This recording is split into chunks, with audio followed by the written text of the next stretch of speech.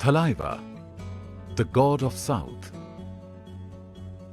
किस्से कहानियां तो हम बचपन से ही कई सारे सुनते आए हैं, इंसानों की भी और भगवानों की भी।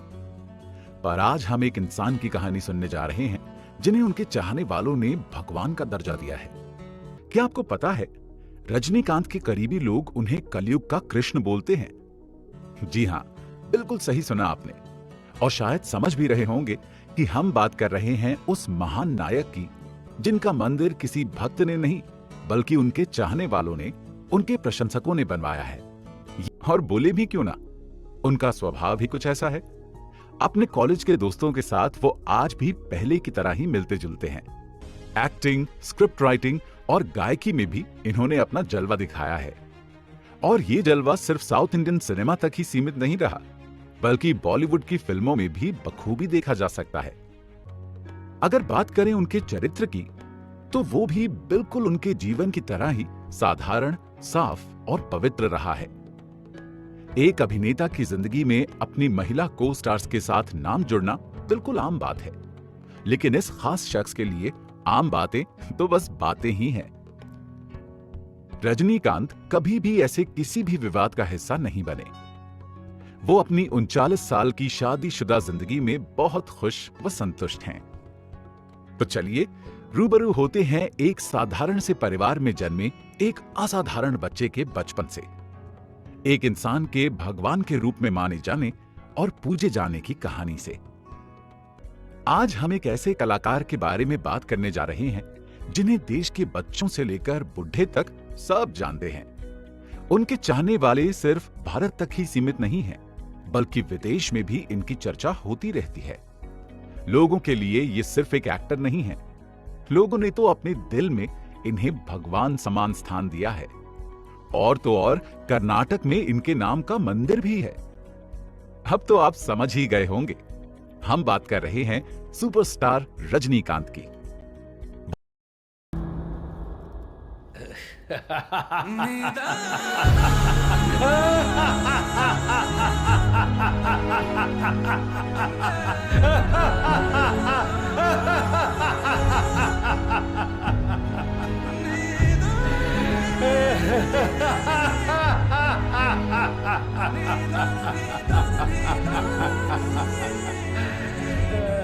भारतीय सिनेमा में अपने बेहतरीन योगदान के लिए इन्हें भारत के तीसरे सर्वोच्च सम्मान पद्म भूषण से सम्मानित किया गया है। किसी भी काम को बखूबी निभाना रजनीकांत के बाएं हाथ का खेल है। वे हमेशा से ही एक ऑलराउंडर रहे हैं। अभिनय के अलावा रजनीकांत ने स्क्रिप्ट राइटर, फिल्म निर्माता और एक गायक के रूप में भी धमाल मचाया है। अपने अनोखे स्टाइल से हर बार वो लोगों के दिल में अपनी छाप छोड़ जाते हैं। अपनी छाप कुछ ऐसे छोड़ी कि आज कर्नाटक में उनके नाम एक मंदिर भी है जो उनके प्रशंसकों ने बनवाया है। इतना सम्मान और दौलत हासिल करने के बावजूद आज भी वो अपने विनम्र स्वभाव, सादगी और वास्तविक व्यक्तित्व के लिए ही जाने जाते हैं। आपको जानते हुए हैरानी होगी कि रजनीकांत का असली नाम कुछ और है। जी हां, उनका असली नाम शिवाजी राव गायकवाड़ है। उनकी परवरिश एक बेहद साधारण मराठी परिवार में हुई। कई लोगों को आज भी लगता है कि रजनीकांत साउथ इंडियन है, लेकिन सच तो यह है कि उन्हें ठीक से तमिल बोलनी भी नहीं आती थी। फिर भी स्क्रीन पर उन्होंने तमिल में कुछ इस तरह से अपने डायलॉग्स बोले कि दर्शक उनके दीवाने बन गए। सबको अपने अंदाज से दीवाना बनाने वाला यह लड़का बचपन में बहुत शरारती था। आपको रजनीकांत के बचपन से जुड़े हुए कई किस्सों के बारे में, वो एक गरीब घर से थे, इसलिए अपनी पढ़ाई पूरी करने के लिए उन्होंने अपनी जिंदगी में काफी मेहनत की है। जिस भी काम में थोड़ा बहुत पैसा मिल जाता था, वो काम वो कर लेते थे। अभिनेता बनने से पहले उन्होंने चेन्नई और बेंगलुरु में एक बदई, एक कुली और बैंगलोर परिवहन सेवा यानी बीटीएस के लिए एक बस कंडक्टर का काम भी किया है। बस कंडक्टर के रूप में उन्हें हर महीने सिर्फ 750 रुपए मिलते थे और इन्हीं पैसों से वो अपना घर खर्च चलाते थे। आपको उत्सुकता हो रही होगी कि ये बस कंडक्टर आखिर सुपरस्टार रजनीकांत बना कैसे? चलिए आपको बताते हैं कि उन्होंने अपनी उड़ान भरने की शुरुआत कहां से की। वो शुरू से ही अभिनय सीखने के इच्छुक थे, इसलिए उन्होंने मौका मिलते ही मद्रास फिल्म संस्थान में अपना प्रवेश करा लिया। तो 77 में चलिए अब आपको थोड़ा उस बारे में बताते हैं जिसे जानने में आपको बहुत दिलचस्पी होगी। उन्होंने 26 फरवरी 1981 को आंध्र प्रदेश के तिरुपति में लता पार्थसारथी से शादी की। वो पहली बार लता से एक इंटरव्यू के दौरान मिले थे। दोनों ने लव मैरिज की। उनके प्यार का बंधन कभी भी कमजोर नहीं हुआ। दोनों की जिंदगी में भरपूर खुशियां लेकर आईं ऐश्वर्या और सौंदर्या, उनकी 2 बेटियां। रजनीकांत ने अपने परिवार का हमेशा अच्छे से ख्याल रखा। अपने प्रोफेशनल और व्यक्तिगत जीवन को संतुलित रखना तो कोई रजनीकांत से सीखे। एक्टिंग के अलावा पॉलिटिक्स में भी उनकी रुचि रही है। रजनीकांत हमेशा अपने राजनीतिक विचारों के बारे में खुले रहे हैं और अक्सर उन्हें अपने प्रशंसकों के साथ साझा करते हैं। एक बार उन्होंने अपनी राय स्पष्ट करते हुए कहा था कि अगर अन्ना द्रमुक सत्ता में लौटती है तो भगवान भी तमिलनाडु को नहीं बचा सकते। इस वाक्य से पता चलता है कि वो अपने विचारों को व्यक्त करने में बिल्कुल कतराते नहीं हैं। वो तो चुनाव में भी खड़े होने ही वाले थे, लेकिन अफसोस उनकी तबीयत ठीक न होने की वजह से वो आगे नहीं बढ़े। उनका जन्म हुआ 12 दिसंबर 1950 को वानी विलास अस्पताल में, जो व्यस्त कलसीपालयम बस स्टेशन के पास बेंगलोर के कृष्ण राजेंद्र रोड पर स्थित है। इस अस्पताल की भी अपनी ही एक कहानी है। इस अस्पताल का निर्माण 1880 में ब्रिटिश संचालित मातृत्व अस्पताल के रूप में हुआ। उस वक्त मैसूर के ललिता महल और कुछ होटल और सिनेमा थिएटर सहित दक्षिण भारत में कई भव्य इमारतों के निर्माता थे राव साहब। ये अस्पताल 1935 में निर्मित हुआ और राजा की मां के नाम पर अस्पताल का नाम वन विलास रख दिया गया। आखिर उस वक्त किसे पता था कि ये नन्हा सा लड़का आगे जाकर इतिहास रचने वाला है, लोगों के दिलों पर राज करने वाला है। रजनीकांत के पिता वैसे तो बॉम्बे राज्य से हैं, जो अभी महाराष्ट्र और गुजरात में विभाजित हो गया है, लेकिन काम के चलते उन्होंने कई साल बेंगलुरु में ही गुजारे। इसीलिए घर पर सब मराठी में बात करते हैं और बाहर कन्नड़ में। रजनीकांत वो हैं जिनका नाम जन्म के बाद शिवाजी राव गायकवाड़ रखा गया था। शिवाजी, ये नाम रखने के पीछे एक बहुत रोमांचक कारण है।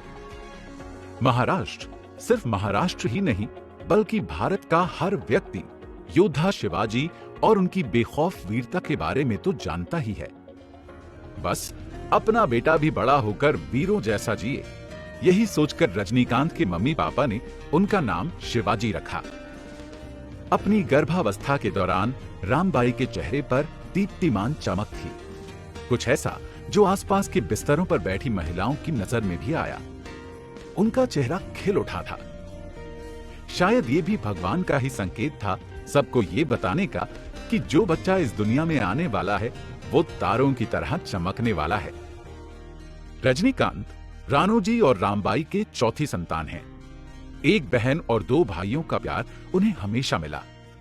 और वैसे भी ये तो हम सब जानते ही हैं कि घर के सबसे छोटे सदस्य को लाड़ प्यार की कभी भी कमी नहीं होती।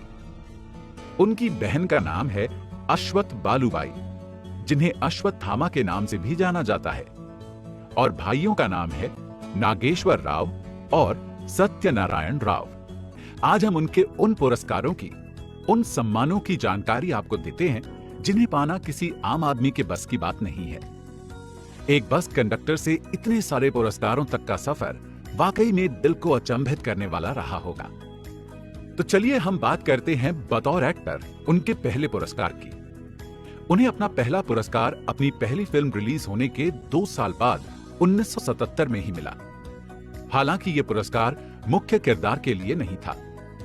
यह पुरस्कार था सर्वश्रेष्ठ सहायक अभिनेता का, जो वास्तव में उनके उत्कृष्ट और लाजवाब अभिनय का परिणाम था। जिस फिल्म के लिए उन्हें अपना पहला पुरस्कार best actor in a supporting role मिला, उसका नाम भुवना ओरू केलविक्कुरी है। रजनीकांत ने अपनी जिंदगी के शुरुआती मोड़ पर ही अपनी मां को खो दिया और बचपन में ही गरीबी क्या होती है ये उन्हें भली भांति पता था। वो कहते हैं ना, किसी भी इंसान को हीरो बनने से पहले जिंदगी नाम का एक इम्तिहान देना ही पड़ता है। इसीलिए अपने परिवार को आर्थिक सहयोग देने के लिए रजनीकांत ने बैंगलोर में कुली, कारपेंटर जैसे छोटे मोटे काम भी किए। इसी बीच बैंगलोर ट्रांसपोर्ट सर्विस में कंडक्टर की वैकेंसी में रजनीकांत ने अप्लाई कर दिया, जिसके लिए वो चुने गए। आपने बस कंडक्टर तो काफी देखे होंगे, लेकिन दोस्तों ये कोई मामूली कंडक्टर नहीं था। ये टिकट देने के साथ साथ बस में बैठे यात्रियों का मनोरंजन भी करता था। जी, एक्टिंग का कीड़ा ही ऐसा है, जिसको एक बार काट गया तो जिंदगी भर उसका असर नहीं छूटता। वो बस में ही टिकट काटने के साथ साथ अलग अलग लोगों की आवाज निकालते थे और नकल भी करते थे। बस के पैसेंजर्स का मनोरंजन कैसे करना है, ये तो सच में कोई रजनीकांत से सीखे। बस यही वजह है कि बस के प्रवाही रजनीकांत को बहुत पसंद करते थे और वो पैसेंजर्स में बहुत फेमस भी थे, और इस तरह उनका एक्टिंग से थोड़ा बहुत नाता जुड़ा ही रहा। दोस्तों, आपको बता दें कि थिएटर एक ऐसा माध्यम है जहां हर छोटे बड़े एक्टर के एक्टिंग की कसौटी लिखी जाती है। रंगमंच ही एक ऐसी जगह है जहां उस एक्टर को तराशा जाता है, उसे परखा जाता है, क्योंकि यहाँ न कट होता है, न रीटेक होता है और ना ही प्रॉम्प्टर। बस एक बार आपने स्टेज पर एंट्री ले ली तो आपका टैलेंट और आपकी किस्मत। औरों की तरह उन्होंने भी थिएटर में खुद को तराशा, अपनी अभिनय की काबिलियत को जाना। बस कंडक्टर की नौकरी के साथ ही उन्होंने कन्नड़ प्ले राइटर M.R. टोपी मुनियप्पा के माइथोलॉजिकल प्ले में काम किया। ये एक्टिंग सीखने की बात उन्होंने अपने परिवार वालों से की, पर उन्होंने उन्हें सपोर्ट नहीं किया। ऐसा नहीं है कि उनके परिवार वाले उन्हें आगे बढ़ता नहीं देखना चाहते थे, पर वो भी अपनी आर्थिक तंगी के आगे मजबूर थे। और वैसे भी ये तो हम सभी जानते हैं कि एक्टिंग में सफल होंगे कि नहीं, इसकी कोई गारंटी नहीं रहती। हमारे घर वाले हमारे अच्छे के लिए सोचते हैं। वो यही चाहते हैं कि हमारा भविष्य उज्जवल हो और आर्थिक रूप से मजबूत हो, और रजनीकांत के परिवार वाले भी यही चाहते थे। अब घर से ही मदद नहीं मिली तो उनके दोस्त राज बहादुर इनके साथ रहे और इन्हें आर्थिक रूप से मदद की। राज बहादुर हमेशा रजनीकांत को कहते थे कि तुम मद्रास फिल्म इंस्टीट्यूट ज्वाइन कर लो, अगर कुछ बड़ा हुआ तो हुआ, नहीं तो मालपोहा।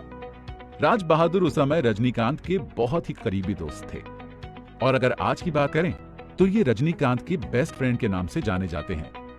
बचपन से ही फिल्मों के शौकीन रजनीकांत ने मद्रास फिल्म इंस्टीट्यूट में दाखिला लिया और वहां से उनकी जिंदगी ने एक नया मोड़ ले लिया। रजनीकांत के जिगरी दोस्त राज बहादुर ने ही उन्हें अभिनय की ओर जाने के लिए बढ़ावा दिया।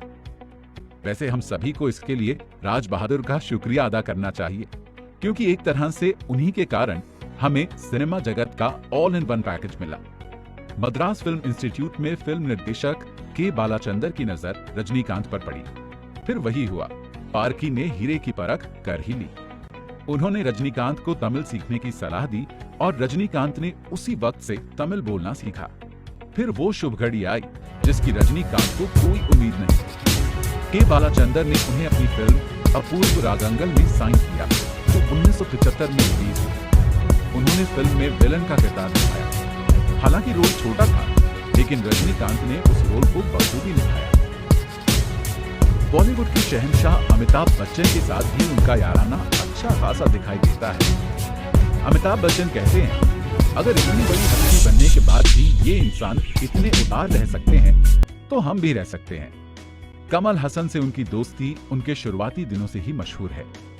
रजनीकांत कमल हसन और के बालाचंदर की बहुत इज्जत करते हैं। उनका कहना है, आज के लोगों को नहीं पता कि कमल कितने बड़े स्टार थे। 1975 में वो आज से भी ज्यादा पॉपुलर थे। चाहे नया हो या पुराना, किसी भी कलाकार ने इंडस्ट्री पर उनके जैसा प्रभाव नहीं छोड़ा। अगर कमल उस वक्त नहीं कहते कि रजनी को कास्ट करो, तो शायद आज मैं यहां नहीं होता। ये हैं थलाइवा रजनीकांत। शिवाजी राव गायकवाड़ से रजनीकांत और फिर थलाइवा बनने तक के सफर में उन्होंने जिंदगी के बहुत से उतार चढ़ाव का सामना किया और अपनी मेहनत, लगन और काबिलियत से काफी बड़े बड़े मुकाम भी हासिल किए हैं। इतनी सफलता हासिल करने के बाद भी घमंड का एक कण उनके जहन में नहीं आया।